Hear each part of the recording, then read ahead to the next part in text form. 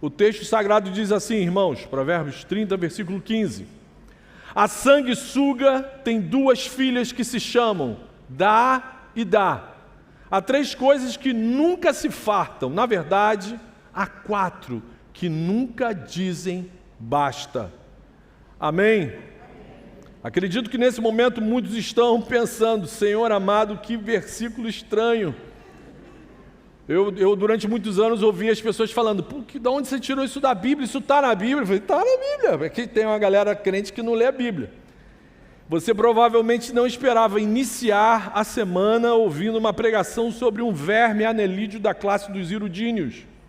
Mas é justamente essa genialidade da sabedoria bíblica presente no livro dos Provérbios. Agur, o autor desse provérbio, pega uma imagem de uma criatura simples, na verdade desagradável e repugnante para alguns, e usa essa figura para revelar uma realidade profundamente humana. A nossa insatisfação crônica, acompanhada de uma dificuldade terrível de dizer basta, chega, estou satisfeito. A sanguessuga e suas filhas representam aquilo dentro da nossa alma que está sempre dizendo, me dá, quero mais um pouco, só mais um pouco. É como se o autor do provérbio estivesse dizendo, assim é a natureza humana, quanto mais tem, mais quer, sempre insatisfeita, faminta, insaciável, quer porque quer, porque quer. E o escritor amplifica a imagem da insatisfação, dizendo que além das filhas da sanguessuga, há 3 coisas que nunca se fartam.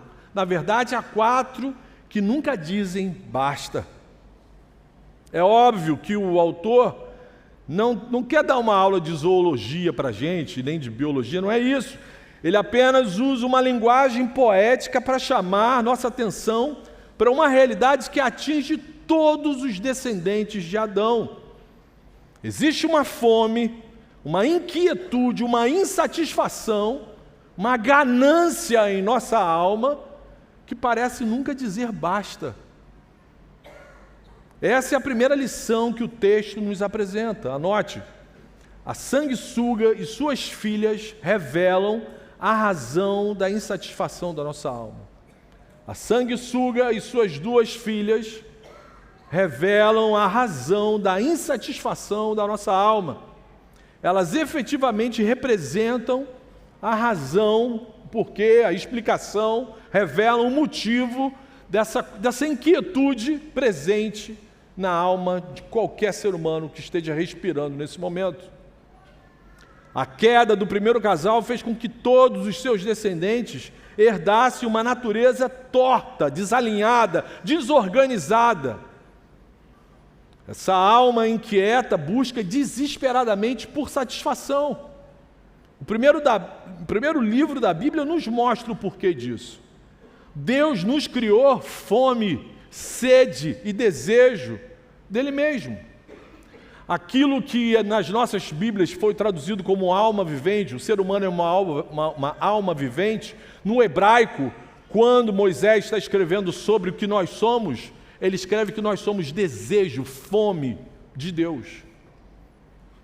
Então, a nossa natureza, Deus nos criou justamente para sermos desejo, vontade dEle, para encontrarmos satisfação nele. Ele nos fez assim para a sua glória, era para desfrutarmos de um relacionamento pleno com o nosso Criador, um relacionamento que nos daria satisfação plena. Mas a queda, o pecado dos nossos primeiros pais nos afastou radicalmente da nossa única fonte de satisfação plena. Por isso a alma dos filhos de Adão vive uma constante inquietação. Dá e dá nunca estão satisfeitas, elas nunca dizem basta. Isso virou uma opressão, por isso elas tentam preencher esse vazio que incomoda a alma com coisas do mundo criado que jamais trarão plenitude.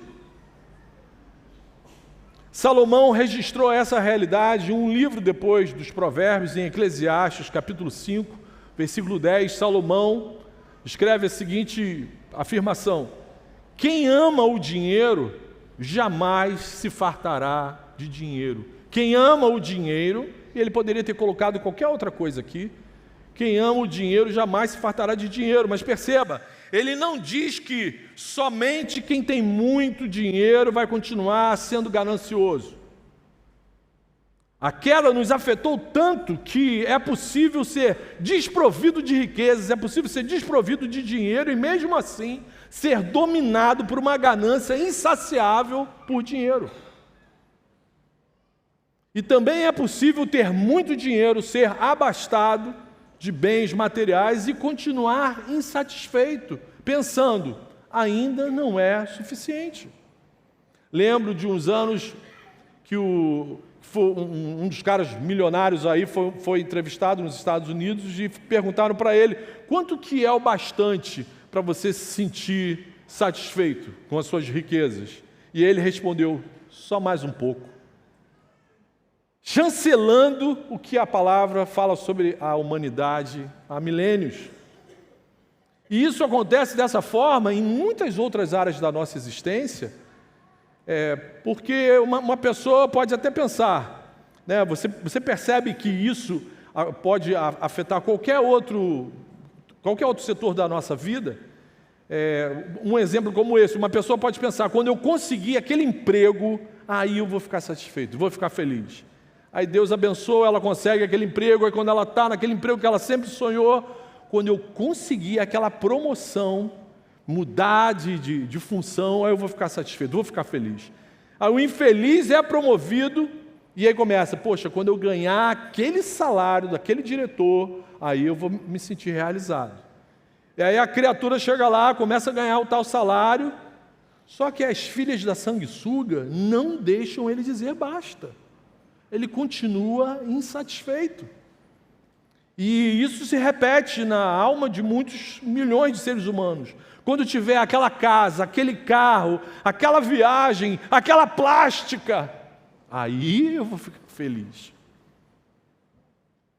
E a pessoa passa a existência esperando o próximo degrau, para finalmente sentir que aquela satisfação nunca chega. Essa insatisfação crônica é a síndrome da sanguessuga. Essa fome sem fim, na verdade, sempre foi fome de Deus, sempre foi fome do nosso Criador. Mas percebam, o problema do nosso coração não é simplesmente desejar, não é simplesmente ter vontade, ter desejos. Desejar faz parte da vida, Deus nos criou para isso. Eu preciso repetir, Deus nos fez assim, Deus nos fez desejo, vontade, fome, sede.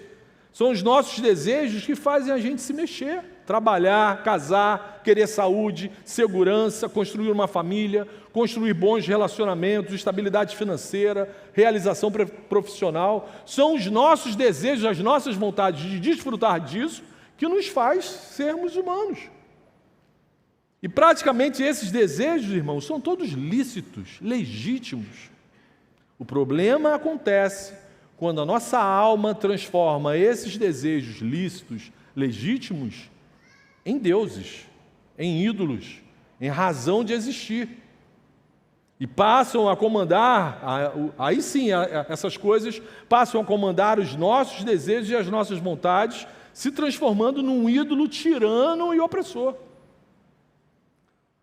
Quando a gente está com esses desejos e vontades desorganizados, aquilo que era lícito e legítimo passa a nos oprimir. Se você não tiver isso, você jamais será feliz. Se você não se casar, você jamais será feliz. Se você é casado e não tiver filho, você jamais será feliz. Se você não tiver aquela casa, você jamais será feliz.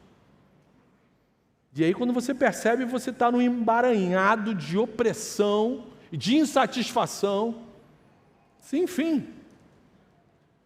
Percebam, desejos legítimos podem se transformar numa opressão maligna. Jesus falou que amar o dinheiro com avareza, esse amor em demasia, esse apego às coisas materiais, é a mesma coisa que servir ao dinheiro como se ele fosse uma entidade que rivaliza com Deus. dependendo da forma como você se relaciona com as bênçãos, e o dinheiro é uma bênção, dependendo da forma como você se relaciona com aquilo que Deus tem te abençoado, você transforma a bênção num ídolo que rivaliza contra Deus. Essas vontades, desejos, esses afetos desorganizados só fazem aumentar a inquietação da alma. Mas o coração distante de Deus não consegue discernir isso, não consegue ter esse entendimento. Por quê? As filhas da sanguessuga não nos dão sossego. Elas não se sentem satisfeitas, é o tempo todo pedindo, eu quero mais dinheiro, eu quero mais relacionamento, eu quero mais prazer, eu quero mais poder, eu quero mais seguidores, eu quero mais likes, eu quero mais curtidas, eu quero mais beleza, eu quero mais conforto, sucesso, mais viagem, mais compras, mais uma conquista, eu quero só mais um pedacinho de pudim. A célula, aquele último pudim é celestial aquilo. A sanguessuga até rola uma lágrima da criatura. Dadá nunca diz basta. Porque essa inquietação insaciável acontece, irmãos. Por que isso perturba a gente? Porque nenhuma coisa criada nesse mundo consegue trazer satisfação, consegue preencher o vazio da nossa alma, que é do tamanho do nosso Criador. Nenhuma coisa nesse mundo criado que nós buscamos saciar de uma forma desesperada foi projetada para carregar o peso de ser o sentido definitivo da nossa vida. Nenhuma coisa criada, nenhuma pessoa criada, por melhor que a pessoa seja, por melhor que seja o seu cônjuge, o seu filho, os seus pais, não adianta projetar nessas pessoas aquilo que você só vai conseguir desfrutar em Cristo. Essa é a nossa segunda lição. Nenhuma coisa criada foi projetada para ser o sentido definitivo da nossa vida. Nenhuma coisa criada foi projetada para ser o sentido definitivo da nossa vida. Irmãos queridos, preste atenção. Tentar saciar a fome da alma com coisas ou pessoas fará inevitavelmente com que as nossas sanguessugas continuem insatisfeitas. Bênçãos materiais são boas, foi Deus quem as fez. Dinheiro é bom, família é bom, saúde é bom, bons relacionamentos também são bênçãos. Mas tentar preencher o lugar onde só cabe Deus com essas coisas, vai continuar mantendo a sua alma inquieta. Só vai aumentar a inquietação, a frustração e o desespero da sanguessuga. Aqui nessa segunda lição, nós encontramos uma ponte extraordinária com o Evangelho de Cristo. Lá no Evangelho de Jesus, escrito por João, no capítulo 4, Jesus encontra uma mulher samaritana, junto a um poço. Jesus pede água para essa mulher e, ao iniciar uma conversa, um diálogo com essa mulher, Jesus afirma: quem beber dessa água do poço vai continuar tendo sede. Está em João, capítulo 4, versículo 13. A água daquele poço mataria a sede daquela pessoa sedenta durante um tempo, mas depois a sede volta. Ou seja, a criação, as coisas criadas, as pessoas, até nos satisfazem sim, mas por pouco tempo. Depois a sede volta, a barriga volta a roncar. Daí Jesus conduz a conversa para falar sobre o sentido definitivo da vida. Jesus começa a falar sobre a bênção que é ser saciado definitivamente e não sentir mais falta de nada. Não é ter tudo, é não sentir mais falta de nada. A mulher samaritana que conversava com Jesus buscava isso. Ela já havia vivido com 5 homens, acreditando que relacionamentos afetivos a ajudariam a dizer basta. Mas continuavam insatisfeitas, pedindo mais. E naquele momento, inclusive, que ela estava conversando com Jesus, ela vivia com um 6º homem que não era o seu marido. A sede da alma daquela mulher não passava. Então Jesus apresenta uma realidade completamente diferente. Jesus afirma: aquele que beber da água que eu lhe der, nunca mais terá sede. Aleluia! Aquele que beber da água que eu, Jesus, lhe der, nunca mais terá sede. Irmãos, um coração longe de Deus sempre estará sedento. Mas um coração que se encontra com Jesus de verdade e bebe dessa água viva que só Ele pode conceder, finalmente vai conseguir dizer: Senhor, Tu és suficiente. Aleluia. Amados, só Jesus pode satisfazer de forma plena e definitiva um coração que foi criado para desejar o infinito, que é o nosso caso. Nós fomos criados para desejar aquele que nos criou. Mas atenção, preste atenção aqui. Jesus não está dizendo em momento nenhum que um cristão, que é aquele que bebeu da água da vida, nunca mais terá desejos, nunca mais terá necessidades ou dificuldades. Não é isso. O que o texto sagrado quer nos mostrar é que a gente precisa aprender, discernir, a gente precisa reorganizar os nossos desejos, as nossas vontades, de tal forma que isso não afete mais a nossa satisfação. A gente precisa entender que eu não preciso ter tudo para me sentir pleno, porque se eu tenho Jesus, eu tenho tudo. Tenho tudo que eu preciso. Um exemplo dessa reorganização: o dinheiro pode sim nos proporcionar muito conforto material. Se não fosse o envolvimento dos irmãos, nós não teríamos iluminação, ar-condicionado, cadeiras, ia ter que estar todo mundo em pé, não ia ter microfone, eu ia ter que estar berrando aqui. Então o dinheiro é uma bênção e pode nos proporcionar muito conforto, mas ele não pode assumir o lugar de Jesus, ele não pode dar sentido à nossa existência. Nós não podemos servir a coisa. O prazer e a alegria que nós experimentamos em relacionamentos saudáveis são bênçãos de valor imensurável. Mas esses relacionamentos jamais responderão a perguntas como: por que eu existo? Qual o propósito da minha existência? Por que eu estou aqui? Uma carreira profissional construída com muito trabalho e honestidade é outra bênção maravilhosa, mas um bom trabalho jamais nos dirá quem nós somos diante de Deus. A lógica do mundo sem Deus é completamente diferente. O que o mundo fala? Sua alma está insatisfeita, está inquieta, corra atrás de mais dinheiro, busque mais prazer, mais relacionamentos, mais medalhas, mais consumo, mais experiências, mais aprovação. Mas Jesus apresenta outra proposta, meus irmãos. Sua alma está inquieta, venha a mim, beba da água da vida. Isso vai saciar definitivamente a sua alma. No livro Confissões, o teólogo africano Agostinho de Hipona escreveu a seguinte verdade: fizeste-nos para ti, Senhor, e o nosso coração estará sempre inquieto enquanto não repousar em ti.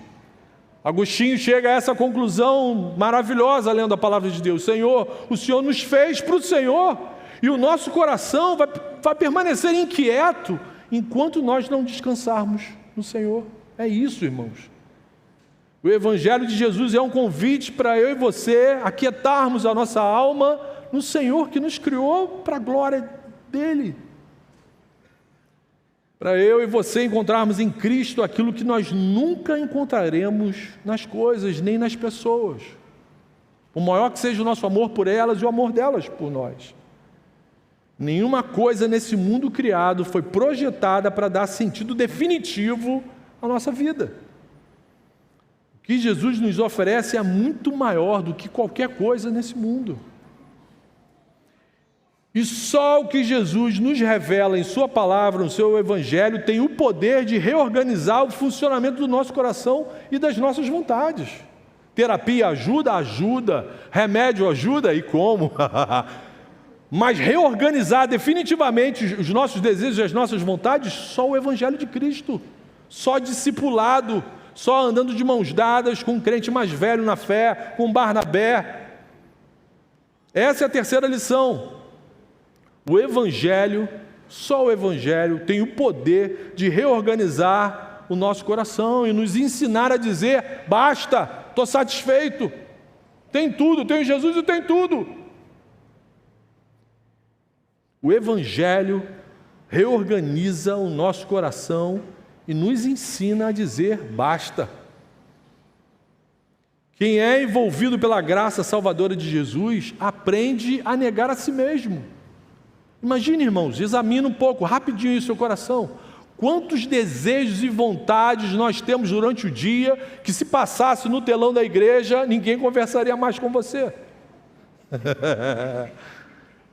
Sem ver os meus desejos, já tem uma opção de gente que não quer conversar comigo. Imagina se visse aqui. Quem aprende a caminhar com Jesus, aprende a mortificar os seus desejos equivocados, aquelas vontades que não glorificam a Deus. Não foi isso que Jesus nos ordenou? Quer caminhar comigo? Negue-se a si mesmo. Diga não para as suas loucuras. Leve o seu ego, o seu egoísmo para a cruz todos os dias e submeta-se ao meu senhorio. Você só vai se transformar em ser humano satisfeito, pleno, se praticar isso. Quem é envolvido pela graça do nosso Senhor Jesus Cristo aprende a negar a si mesmo, aprende a mortificar a carne, aprende a converter e redimir seus desejos equivocados em desejos e vontades que glorificam a Deus. E o principal, aprende a dizer basta, aprende a dizer estou satisfeito, não preciso de mais. Aprende a viver a experiência do contentamento. O apóstolo Paulo escreveu isso lá em Filipenses, capítulo 4, versículo 11. Aprendi, não era algo que eu sabia, aprendi a viver contente em toda e qualquer situação. Tendo muito, tendo pouco, não tendo nada, aprendi a viver contente, satisfeito. A sanguessuga não me incomoda mais. Ela está lá dentro, mas está anêmica, está quietinha, está trancada, está acorrentada. Porque eu mortifico ela todo dia. Eu digo para ela todo dia, Jesus me satisfaz. O Evangelho nos ensina a viver contente, satisfeito. E contentamento, irmãos, não é um sentimento, não é um temperamento, não é um negócio que se eu tomar um comprimido eu vou sentir contentamento. Não, contentamento é uma certeza. É desfrutar de uma alegria com o que tem ou com a experiência que teve, sem precisar de excessos.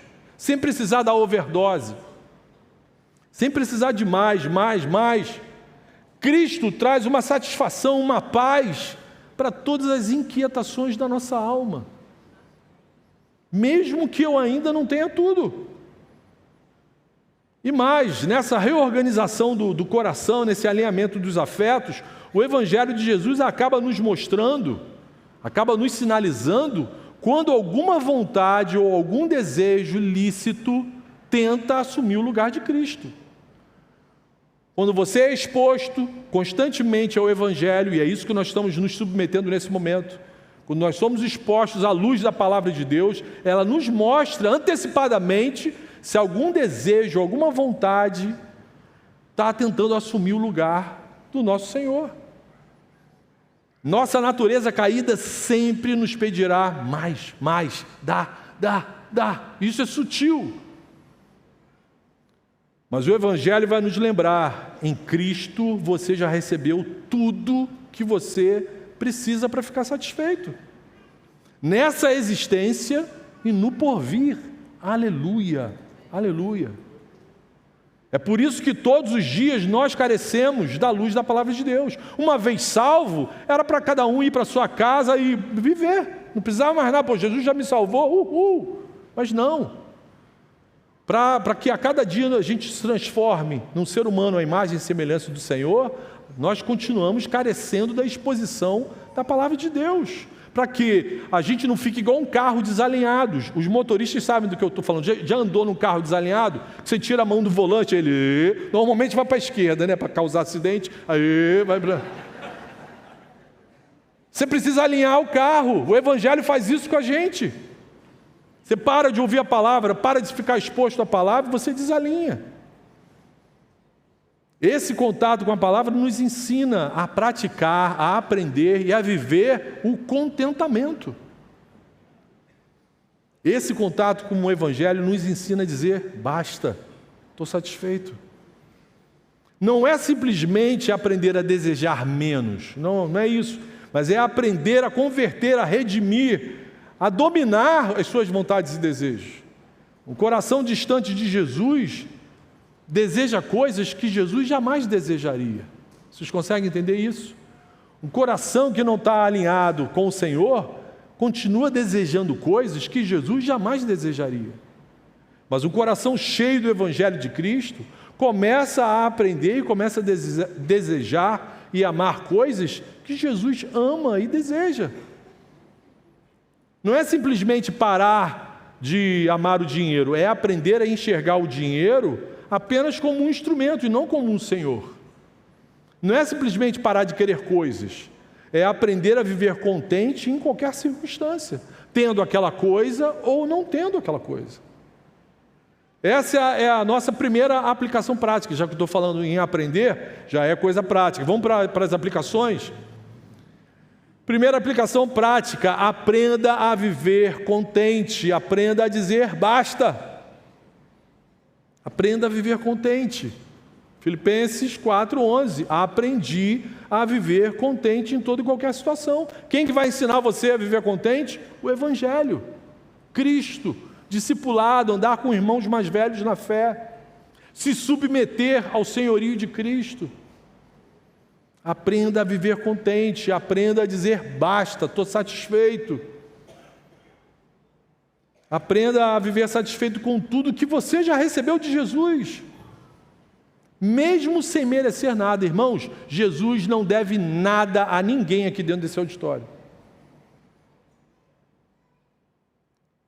Você tem que estar consciente disso. Assim como Agostinho de Hipona, aprenda a repousar todas as suas inquietudes nos braços do Senhor. Veja o que Paulo escreveu em Romanos, capítulo 8, versículo 32.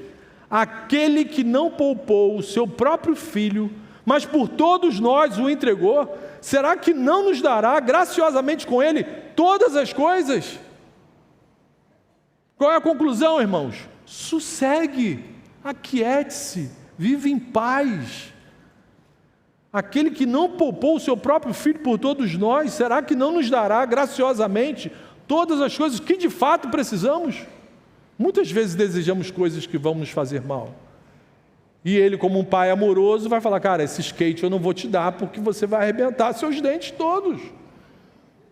Você não faz isso com o seu filho? Você sabe aquela criatura que você fez, né? Aí, pai, eu quero skate, pai, eu quero skate. Bicho, se eu te der um skate, eu vou te matar. Eu ouvi meu pai falando isso: pai, eu quero uma moto, pai, eu quero uma moto. Eu falei: sem moto, você já está tentando se matar, com moto. Então, aquele que entregou o seu próprio filho, será que não nos dará graciosamente? O que é graciosamente? Mesmo sem merecer.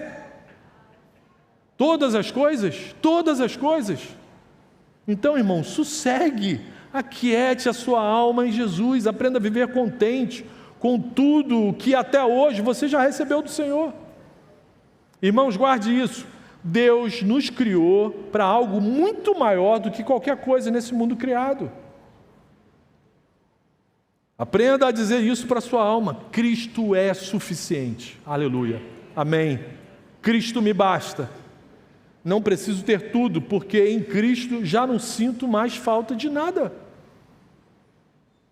E aí Paulo continua, no mesmo capítulo, em Filipenses 4, no versículo 19, o apóstolo Paulo faz outra afirmação gloriosa, para nos dar justamente essa tranquilidade, essa quietude. Olha o que Paulo escreve: o meu Deus, segundo a sua riqueza em glória, há de suprir em Cristo Jesus tudo aquilo de que vocês precisam. Aleluia, aleluia. Tudo aquilo que vocês precisam, meu Deus, com a riqueza da sua glória, vai suprir. O que isso tem que se converter em nossas vidas? Paz, quietude, sossego. Aprenda a viver tranquilo, aprenda a viver contente. Cristo sempre nos suprirá com tudo aquilo que de fato precisamos. Quando as filhas da sanguessuga tentarem te perturbar, olha para elas com a autoridade do nome de Jesus e diga: basta, estou satisfeito em Jesus, eu tenho tudo. Estou satisfeito, estou sossegado. E aí, para você verificar se de fato o tempo de caminhada com o Evangelho tem realinhado o seu coração, tem organizado os seus desejos, suas vontades, existe um exercício prático que você pode fazer todos os dias para verificar se de fato você está caminhando alinhado com o Senhor. Se de fato você está aprendendo a viver contentamento. Existe um exercício muito fácil de você praticar. Faça algumas perguntas para a sua alma diariamente, para saber se você está vivendo no caminho certo do contentamento. Pergunte para a sua alma, quando você estiver com vontade de um determinado desejo muito forte no seu coração, faça essa pergunta para a sua alma. Se Deus não me der isso, eu ainda vou conseguir dizer: Jesus, Tu és suficiente? Coloque a sua alma à prova. Se Deus não me der isso, eu vou continuar dizendo: Senhor, o Senhor é bom, o Senhor é suficiente. Você consegue falar para a sua alma diariamente: Deus já me deu o bastante. Meu irmão, quantas coisas você ainda precisa comprar, ou obter, ou consumir para finalmente ficar satisfeito? Irmãos, o nosso coração precisa encontrar contentamento em Cristo, amém? Nós precisamos curar as nossas almas, sossegar o nosso ser em Cristo. Precisamos ser um povo, uma família satisfeita, sossegada, quieta em Cristo. Lembre-se, nós não seguimos Jesus para ter tudo. Nós o seguimos porque Ele é tudo. Aleluia, aleluia. Nós não seguimos Jesus por causa da teologia da prosperidade, para trocar de carro, trocar de cônjuge. Tem igreja que prega isso. A glória da segunda casa vai ser melhor que a da primeira. Aí nessas horas que eu lembro do anjo de fogo, que dá vontade de ser pentecostal. Queima Jesus! Não é isso. A gente não segue Jesus por causa dessas palhaçadas. A gente segue a Jesus porque Ele é tudo. Ele é a satisfação da nossa alma, do nosso ser. Aprenda a dizer basta. Segunda aplicação: não tente satisfazer uma fome espiritual com coisas materiais. A Bíblia fala que nós vamos sentir fomes, e fomes muitas vezes são fomes espirituais. Fome de ter mais conhecimento da palavra, fome de ter mais intimidade com o Senhor. Não tente satisfazer uma fome espiritual com coisas materiais. Isso é um perigo. A gente acabou de aprender essa manhã que o coração humano se torna insaciável quando procura nas coisas criadas satisfação que só o Senhor pode oferecer. Então, irmãos queridos, a solução para sanguessuga e suas filhas famintas não é simplesmente tentar sugar menos. A solução é encontrar a satisfação em Cristo, negar a si mesmo, tomar a sua cruz e submeter-se ao senhorio de Cristo em todos os nossos dias. Talvez você esteja hoje aqui cansado de correr atrás, de tentar satisfazer mais um desejo. Talvez você até tenha conquistado muitas coisas. Na contramão do prognóstico desse mundo, talvez você tenha conquistado muitas coisas, mas continua sentindo que lhe falta algo. Talvez hoje de manhã seja a hora de você parar. Parar de tentar preencher sua fome de Deus com coisas materiais. E se render definitivamente a Jesus Cristo, amém? Experimentar essa quietude que só Jesus pode proporcionar. Guarde isso, nós não seguimos Jesus para ter tudo, nós seguimos Jesus porque Ele é tudo. Não satisfaça uma fome espiritual com coisas materiais. E por fim, terceira aplicação, transforme a insatisfação da sanguessuga em gratidão e generosidade. Transforme a inquietação, a insatisfação da sanguessuga em gratidão e generosidade. Se as filhas da sanguessuga estão aí gritando dentro de você, dá e dá, o Evangelho de Cristo tem que formar em nós um outro linguajar. O Evangelho tem que nos ensinar a falar: obrigado, Senhor, pelo que eu já recebi. A gratidão é um excelente vermífugo para matar o verme da insatisfação. Um coração grato, uma igreja grata, mata o verme da insatisfação. O exercício da gratidão nos obriga a perceber aquilo que nós já recebemos e mais. Depois de um tempo vivendo, praticando gratidão, você vai começar a se perguntar: Jesus, como eu posso repartir uma parte desse muito que o Senhor tem me dado com outras pessoas. Senhor, como que eu posso repartir essa graça, esse favor imerecido que eu tenho recebido do Senhor todos os dias? Como é que eu posso compartilhar um pouco disso com outras pessoas?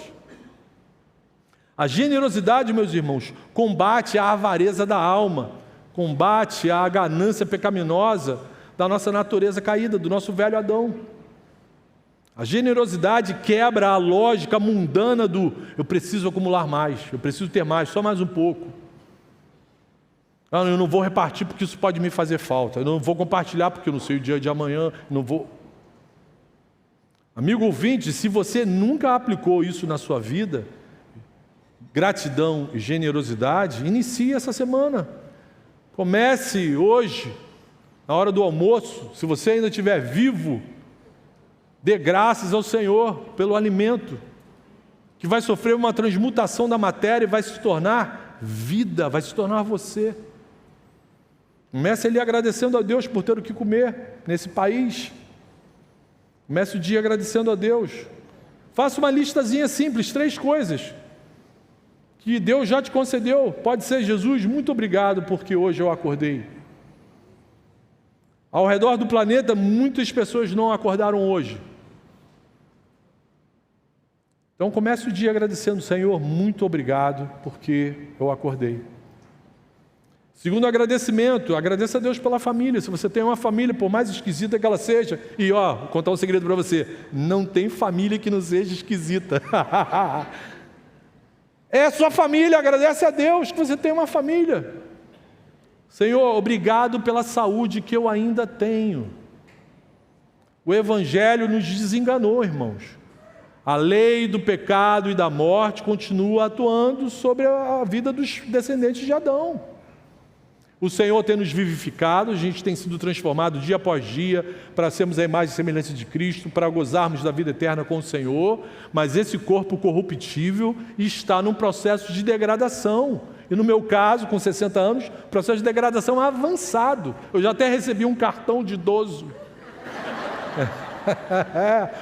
Você que está rindo, se Deus te abençoar, você vai chegar lá também. Se não, eu que vou no seu ofício fúnebre. Então, irmãos, agradeça a Deus pela saúde que você ainda tem. Vai chegar uma hora que o Senhor vai falar: venha, né? Às vezes Ele joga um avião dentro do nosso escritório, e às vezes você vai dormir e vai acordar nos braços do Pai. Glória a Deus. Mas em algum momento a lei do pecado e da morte que aconteceu lá em Gênesis 3 vai cobrar da gente aquilo que os nossos primeiros pais fizeram. É inevitável. Então agradeça a Jesus pela saúde que você ainda tem. E depois das palavras de gratidão, faça uma pergunta para Jesus: Jesus, o que o Senhor colocou em minhas mãos que eu posso usar para abençoar outras pessoas? De repente você pode investir mais tempo da sua vida em outras pessoas, servindo no discipulado, servindo super bem na célula. De repente você pode investir mais recursos materiais abençoando outras pessoas. Se você é crente, mas ainda é avarento, eu sei que existem pessoas que têm essa esquizofrenia. O cara é crente, mas é avarento. O avarento é crente. Haja remédio, hein? Se você é crente, mas ainda é avarento, ainda é apegado em demasia às coisas materiais, essa é a hora de você pedir ao Senhor cura para a sua alma nessa área. Para você aprender a desenvolver generosidade. Fala: Senhor, eu não quero ser mais uma filha de sanguessuga. Senhor, me ensina a viver de forma generosa. Treine a generosidade, por exemplo, sendo constante e fiel na entrega dos seus dízimos, das suas ofertas. Caso você ainda não seja, mesmo podendo ser. Tem gente que pode ser constante e fiel no investimento no reino e não é, intencionalmente. Você acha que esses recursos aqui saem de onde? De alguma bolsa do governo? Tem gente que pode ser generoso, pode ofertar, pode ajudar, pode se envolver, pode investir tempo da sua... O tempo é muito mais precioso que o dinheiro que você tem na sua conta bancária, amigo. Pode investir tempo na expansão, na pregação do reino, mas intencionalmente não faz. Isso é um sinal claro que as filhas da sanguessuga estão te controlando. Dá patinha, deita, finge morto, levanta a barriguinha. E você, bonitão, está sendo um Zé Arruela nas mãos das sanguessugas. Irmãos, na boa, vamos falar a verdade, um coração convertido a Cristo de verdade não vive apenas se perguntando o que mais eu posso receber, o que mais essa célula pode me dar, o que mais essa igreja pode me dar, o que esse pastor pode me dar. Um coração convertido a Cristo de verdade não vive como as filhas da sanguessuga. Quem é de Jesus de verdade, chega uma hora que começa a se perguntar: Senhor, o que eu posso oferecer? Senhor, tua palavra diz que os teus discípulos seriam conhecidos porque dariam muitos frutos. Senhor, eu quero frutificar. Senhor, o que eu posso repartir do muito que o Senhor tem me dado? Enquanto a sanguessuga diz, dá, me dá, o discípulo de Jesus tem que aprender a dizer, basta, estou satisfeito, agora eu quero repartir. Chega de pedir. Eu tenho recebido tanta coisa do Senhor pela graça, que agora eu quero repartir pela graça. Amém, irmãos? Que seja assim para a glória do nosso Senhor, sobre a vida da igreja dele. Amém? Feche seus olhos, vamos orar. Senhor Jesus, muito obrigado pela Tua palavra, pelo Teu amor, Senhor. Muito obrigado pela Tua graça, Jesus. Reconhecemos diante de Ti que muitas vezes somos insaciáveis, Senhor. Por isso queremos Te pedir perdão quando nós transformamos Suas bênçãos em ídolos, Senhor. Perdoa-nos quando colocamos sobre qualquer outra coisa o peso que somente o Senhor pode carregar. Ensina-nos, Senhor, ensina a Tua igreja o contentamento, ensina a gente a reconhecer, a Te agradecer, ensina a gente a repartir tudo aquilo que nós recebemos da Tua graça, Jesus. Senhor, para aqueles que entraram nesse auditório ou que estão na internet ouvindo essa mensagem e ainda não Te conhecem de verdade, Senhor, que nesse momento eles possam compreender que nenhuma coisa desse mundo pode ocupar o Teu lugar, Senhor, lugar que só pertence ao Senhor. Senhor, para a Tua igreja, para aqueles que pertencem ao Teu amor, à Tua graça, ensina-nos a dizer, Jesus, Tu és suficiente. Jesus, Tu és suficiente, Senhor. Que o nosso coração sempre encontre descanso em Ti, Senhor. O Senhor é maravilhoso, o Senhor é paciente com a gente. Muito obrigado, Senhor, por Tua paciência, por Tua graça, por Teu amor infinito, Senhor.